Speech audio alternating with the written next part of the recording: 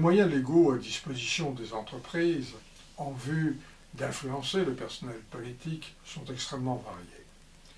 Contributions financières aux campagnes, financement d'opérations de lobbying, embauche comme collaborateurs d'anciens politiques, les moyens ne manquent pas.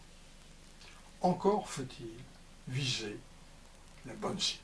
Pat Hackey plaide pour la thèse de choix efficace dans une étude publiée par The Review of Financial Studies. Elle montre que les entreprises savent associer les différents moyens à leur disposition pour influencer les politiques les plus actifs dans les commissions parlementaires les plus influentes. Pour mener cette étude, l'auteur exploite les données fournies par la Federal Election Commission, FEC, sur l'ensemble des scrutins tenus aux USA entre 1998 et 2010, pour les élections à la Chambre des représentants et au Sénat. Les firmes concernées sont principalement celles qui ont contribué financièrement aux PACs des candidats. 2 échantillons sont les supports des études les plus importantes. L'un de 234 observations concerne uniquement des élections partielles. L'autre de 3761 observations des élections générales. Les données financières et comptables proviennent pour le reste essentiellement des bases CISP pour les informations boursières et CompuStat pour celles comptables. Des données complémentaires proviennent du Center for Responsive Politics, comme les embauches de politiciens sortants. La première série d'études concerne des élections partielles. Elles offrent l'avantage de se produire à des dates différentes, de ne pas être affectées de ce fait d'informations communes concernant l'ensemble de l'environnement économique et politique. Afin de se trouver face à des résultats difficiles à anticiper, et donc presque aléatoires, l'auteur ne retient que les scrutins très serrés, là où la marge entre les candidats était ex post inférieure à 5%. L'effet sur les firmes est apprécié à travers des rendements anormaux cumulés, car calculés à partir du modèle FAMA-French à 3 facteurs, sur des fenêtres soit de -1 à +5 par rapport au résultat de l'élection, ou encore de -1, +1 pour une fenêtre plus réduite. Les modèles estimés sont des modèles dits de régression discontinue, où interviennent d'une part des variables indicatrices, W si le candidat est gagnant, grand D si la firme a été donatrice au candidat considéré, et leur interaction. D'autre part, des fonctions de formes diverses, unitaires, quadratiques, spleen, de l'écart entre les candidats. Cette approche fournit, selon l'auteur, une réponse adéquate au problème latent de l'endogénéité. L'auteur étudie successivement les impacts des dons directs et des dons indirects des firmes aux candidats. Pour les dons directs, il s'agit des sommes versées aux PACs supportant un candidat précis. Pour les dons indirects, il s'agit de ceux effectués à des PACs collectifs. Pour les premiers, un indicateur d'intensité de support du candidat gagnant par la firme, indicateur dénommé WP, est construit. Il s'agit de la somme des produits de 2 indicatrices, grand D, si la firme a versé un montant au PAC du candidat, et W si ce candidat a gagné. Un indicateur similaire, dénommé LP, est calculé pour les cas où le montant versé concerne un perdant.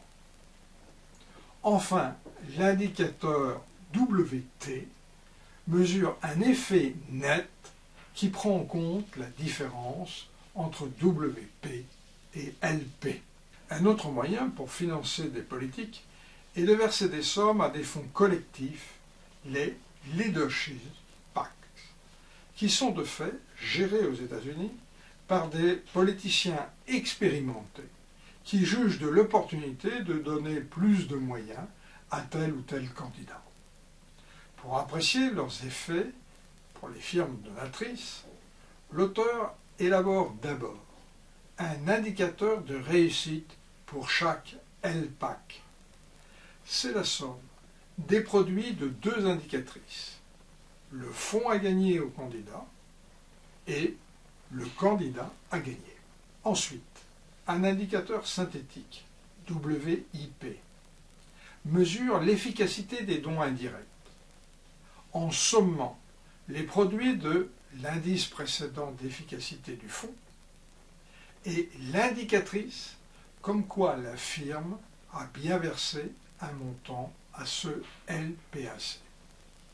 De manière similaire, un indice LIP est mesuré pour apprécier les fonds des dons à des LPAC qui ont supporté malheureusement des candidats perdants.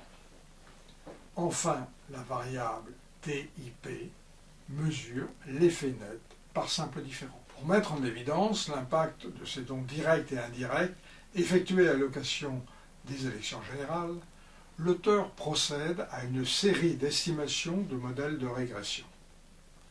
La variable dépendante et le CAR enregistré à l'occasion du scrutin. Des tests sont également fournis avec la variation des ventes. Les variables indépendantes sont les différents indicateurs synthétiques qui ont été élaborés. L'échantillon ne concerne que les scrutins aux résultats particulièrement serrés. Par ailleurs, des effets fixes par secteur et scrutin ont été introduits.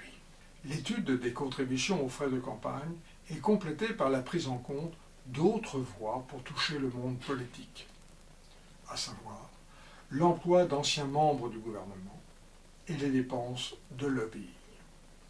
L'auteur s'attache à montrer des liens entre eux et à vérifier la présence d'effets de substitution ou de complémentarité. Enfin, elle reprend de l'étude des effets des contributions sur les CAR, ou rendements normaux cumulés, en intégrant les deux nouvelles variables dans des variables d'interaction pour mettre en évidence des effets multiplicateurs éventuels.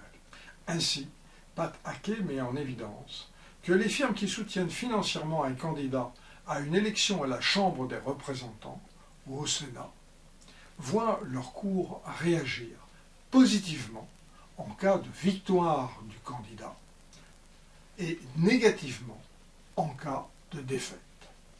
Les effets sont plus marqués quand il s'agit d'un candidat sortant ou démocrate.